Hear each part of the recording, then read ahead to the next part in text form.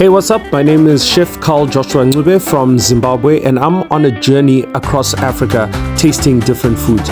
Right now, we are in Zambia, and luckily I have my family here in Zambia taking me around, especially my wonderful sister-in-law Nosiku, who is showing me all of the different places, tastes, all the different ingredients, teaching me a lot about Zambian cuisine.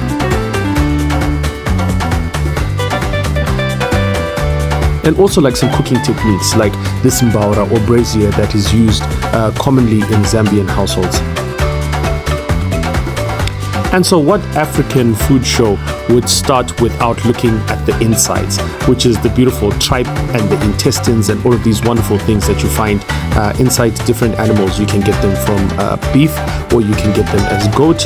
And these are particularly amazing ingredients that can be slow cooked. So today we're going to start off with a bit of this, a bit of that, which is the stomach, and that thingy over there. I guess that's the trachea, and just to introduce a lot of different textures to today's dish. We're going to cook it low and slow on an open fire, and that should be very yummy. We're going to add some other ingredients like beans or different types of beans. So let's get cooking.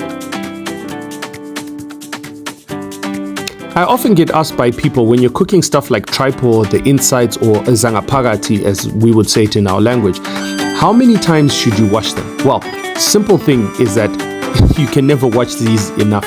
In other countries, like, they wash them until they're absolutely like bleached white. For us, we like to keep some of the textures and the colors on there.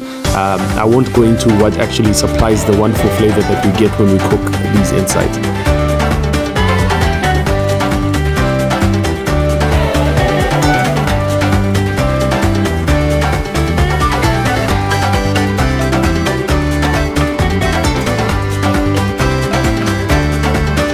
So once your insides are all washed, you don't want to cut them up. You want to cook them nice and slow with just water and a bit of seasoning.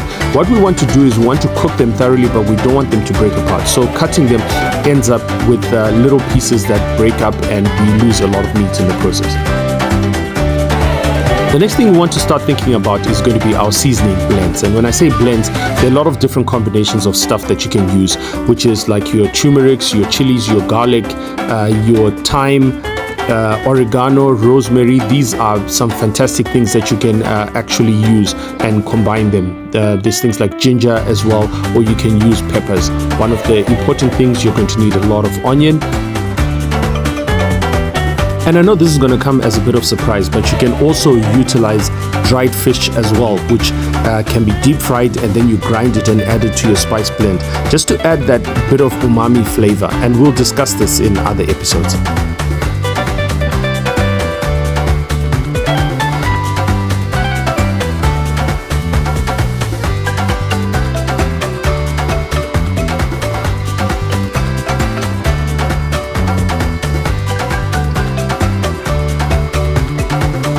So our tripe has been boiling for a couple of hours, and we want to now start adding a lot of our aromatics, our herbs and spices, just to get those flavors infused. The initial thing is we just wanted to have it on low heat to soften it up a little bit so that it can start taking in a lot of the different bold flavors that we're going to be adding to it. We start adding our onions whole, some red onions just for a bit of sweetness, and our white onions for some flavor. You can really go to town on the onions because you're boiling this at a very low heat, and so the onions are really going to break down until they basically merge with your sauce.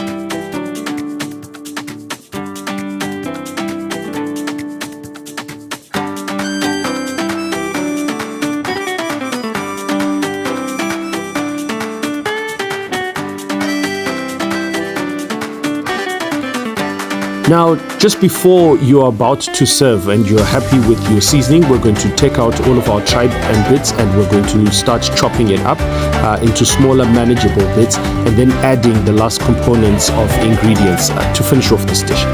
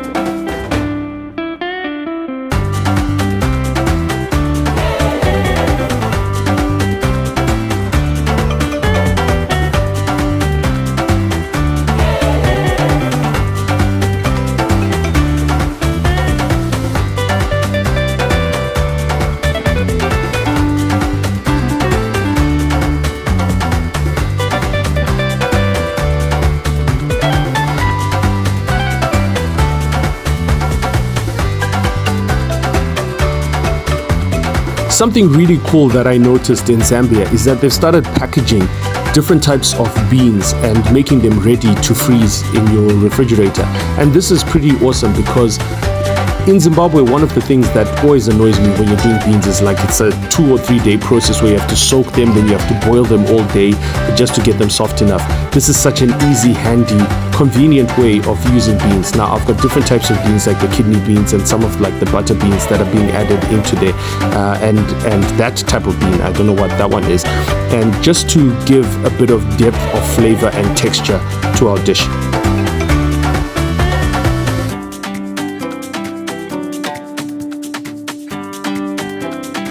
We're going to add 1 tablespoon of our tomato paste. That's just going to elevate and give a nice tartiness to our flavor.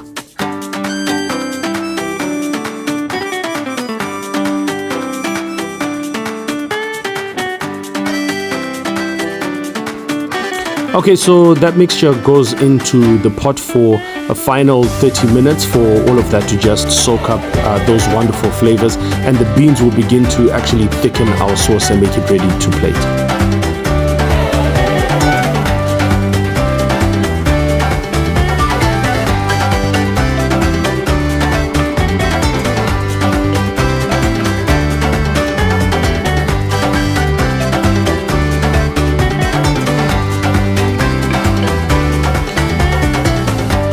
And now we wait. Those are my little nieces, random shot. They are my assistants from time to time, our twins out in Zambia. It's such a joy to actually visit and see them. And the rest of their sisters, of course, who aren't in the video, but you'll see them in the series anyway. Our ingredient of the day that's actually going to accompany our meal is this vegetable that's called the impwa, which I then realized is some form of aubergine, I guess. They call it an egg. They call it a garden egg here in Zambia. It's such a beautiful vegetable that just adds a beautiful dimension to your food. We're serving this all up with some sadza, of course.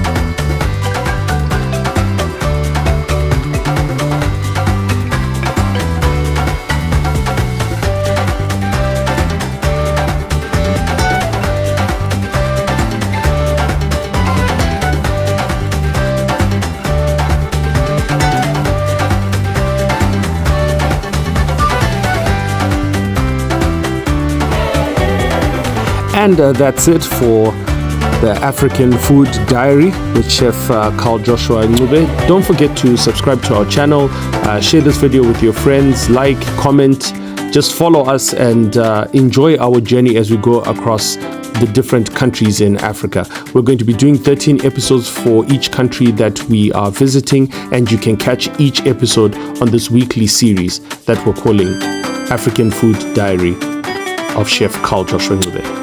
See you next week.